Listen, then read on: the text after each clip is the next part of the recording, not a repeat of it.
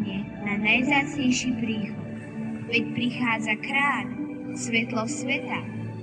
Preto sme dnes prišli za tebou, my, oriešky, deti svätého Andreja Svorada a Benedikta, ako pútnici nádeje, aby sme ťa povzbudili a spolu s prvou adventnou sviecou zapálili v tebe nádej, ktorú ti nikto nemôže vziať. Nech je advent pre teba ako dvere nádeje, dvere do maštalky tvojho srdca. Otvoríš pre svojich blízkych, chudobných, suseda, detí. Nech má každý miesto v tvojom srdci. Vezmi družka sladký a jemne mu pusti.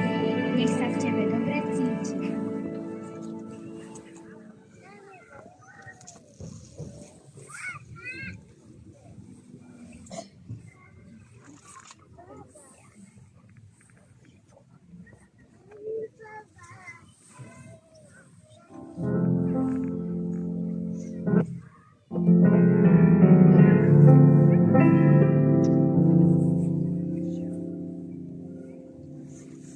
Pustejem bábetu, vložím ho do stredu izby.